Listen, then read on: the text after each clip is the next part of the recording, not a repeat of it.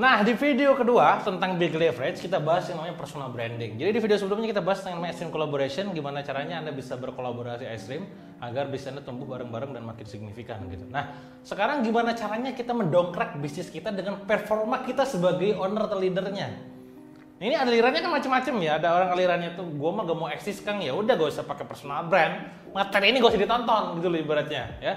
Tapi kalau misalkan Anda menganggap bahwa personal brand itu penting dan gue juga harus eksis untuk mendongkrak bisnis gitu kan, monggo Anda tonton dan silakan Anda praktekkan nantinya ya. Jadi bicara masalah kenapa kita bangun personal brand, karena orang lain itu sebelum bisa bertransaksi dengan bisnis atau produknya, pastinya Anda juga sering dengar bahwa mereka karena percaya dengan orangnya ya. Contoh nih, saya contoh ya, A B C D E, A B C D kan? X, wah, X ini bayar, X ini adalah bayar, ini semua seller ya, ini semua seller nih, ini seller A, seller B, seller C,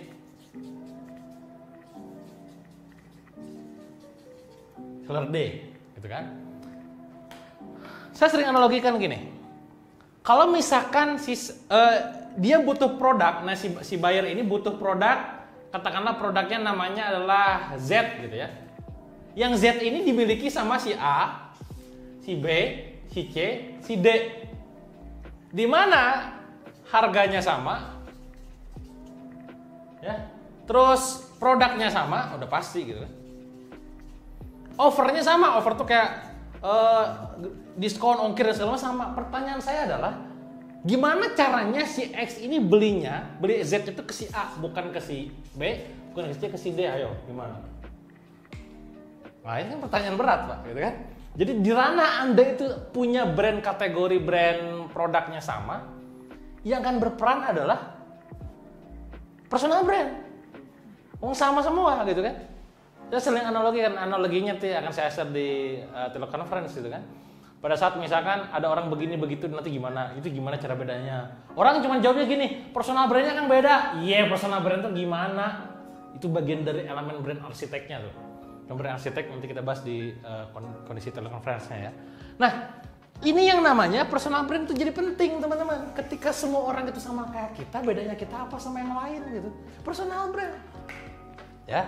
Nah, cuman masalahnya di luar sana gitu kan, yang bangun personal brand itu kadang-kadang pakai pencitraan segala, pura-pura jadi orang lain, ngebohong, manipulatif dan segala macam.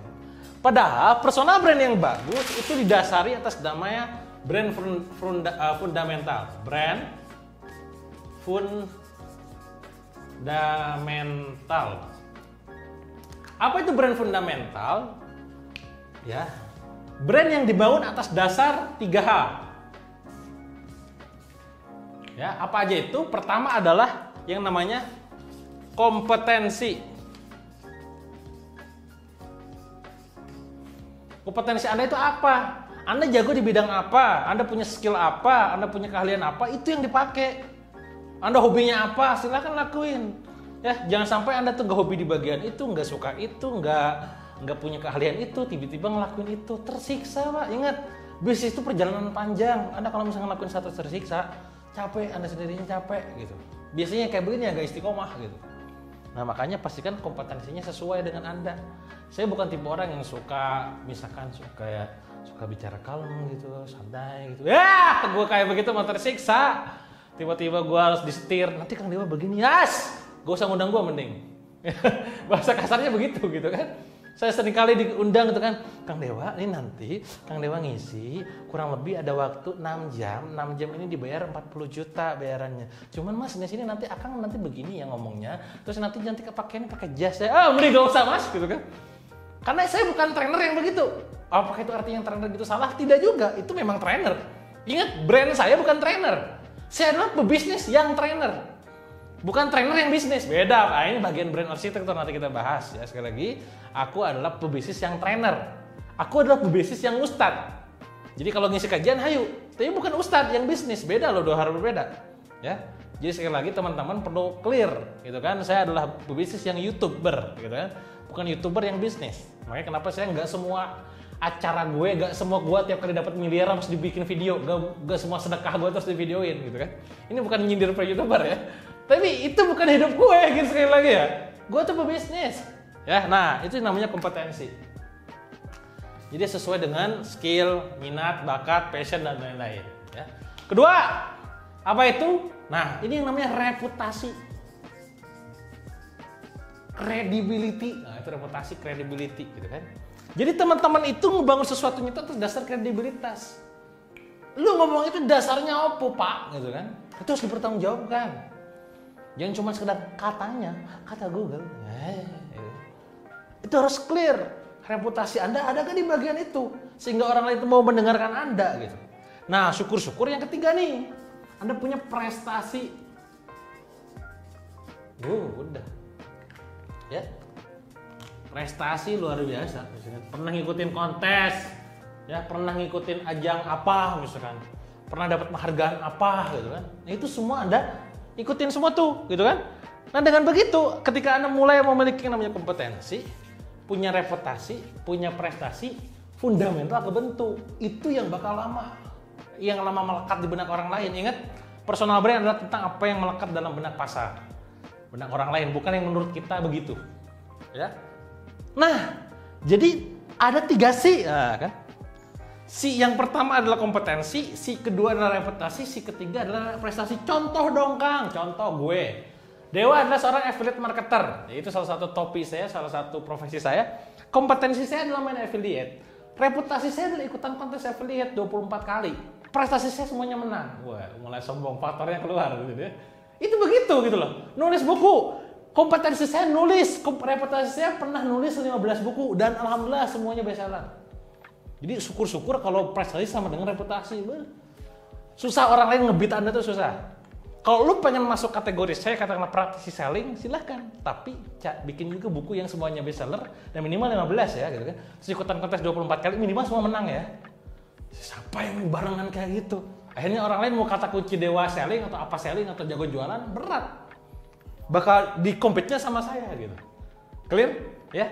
Contoh lain misalnya ketika saya mau masuk ke ranah dunia digital marketing.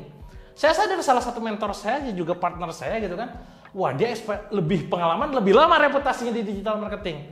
Kalau saya bikin extreme funneling dengan nama misalkan extreme digital marketing, dia nyontek dia, itu gak enak pak dicap follower. Maka saya gunakan extreme funneling, cara ekstrim. Wah masif, nama-namanya aneh-aneh ya kan, brutal dan segala macam.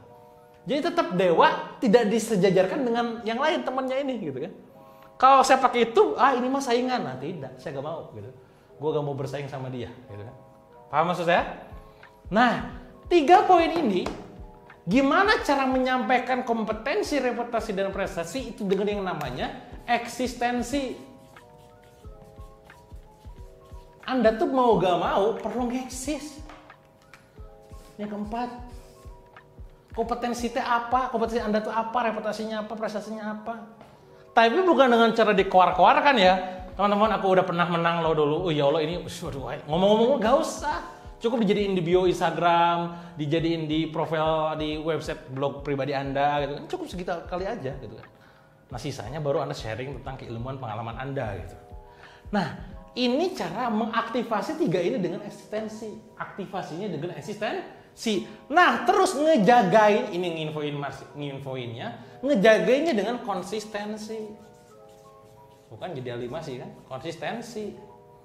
Jangan sekarang profesinya trainer, besok ustadz, besok lagi apa misalkan gitu ya. Macam-macam pindah-pindah gitu kan. Sekarang masak, besok apa misalkan. Lu tuh siapa sih gitu kan.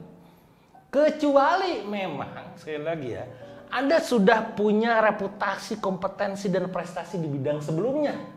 Monggo Anda mau coba-coba jadi profesi yang lain. Emang ada gitu kan? Contoh, saya contoh deh. Contohnya adalah, ini contoh ya, Raditya Dika. Raditya Dika adalah orang yang cukup sukses di setiap bidang yang ditekuni. Blogger sukses gitu kan, main film sukses, stand up comedy sukses, YouTuber sukses semua. Jadi pertanyaannya dia personal brandingnya apa, gitu kan? Contoh lagi apa? Deddy Corbuzier. Jadi mentalis sukses, jadi ini semua sukses. Tapi kan personal branding dia kuat. Bukan semuanya ada loh ya, bukan semua palu gada gitu. Sukses. Nah ini ada orang nih, segelintir orang, entahlah siapa namanya gitu kan. Belum juga sukses sudah pindah ke yang lain gitu kan. Gak akan dikenal teman-teman. Ya. Kenapa sih ada yang nanya juga ke saya kan kenapa jarang ikutan kontes lagi? Jujur saya terinspirasi sama Deddy Corbuzier, sama Om Deddy gitu kan. Beliau bilang di salah satu interviewnya sama kawannya itu, saya itu berhenti itu bukan kenapa-napa gitu kan. Karena saya tuh sadar usia saya makin kesini makin tua gitu kan. Dan gue energi gue habis. Terus suatu titik nanti gue pas main nanti ada salah dan segala macem. Tiba-tiba gue juga jadi masternya lagi. Dan ingat, ketika berhenti pada saat bukan master, gak akan dikenal sebagai master. Pas di puncak berhenti, tetap master walaupun dia udah berhenti. Paham? Wow, amazing. Jadi berhenti bukan pada saat gak ada job. Ya, berhenti justru pada saat puncak job. Itu yang saya lakukan. Jadi udah menang mulu, berhenti, udah selesai. Tiba-tiba saya ikutan kontes, kalah. Ya tetap yang diinget kalah aja, Pak. Gak akan diinget 24 kali menangnya, bener gak? Nah itu contoh clear bagaimana cara kita itu menjaga konsistensi personal brand kita. Paham? Nah nanti detailnya tuh gimana cara brand arsitek nanti saya akan sampaikan di telekonferensi. Tugas Anda adalah apa kompetensi Anda?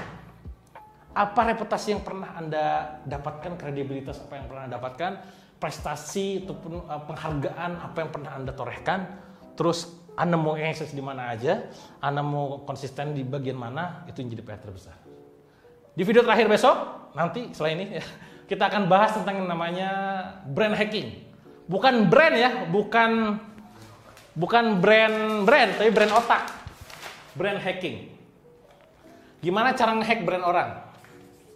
Brian, bukan brand. Hacking. Cara nge-hack. Ya. Ada 3 cara yang akan saya share. Gimana caranya nantikan di video berikutnya.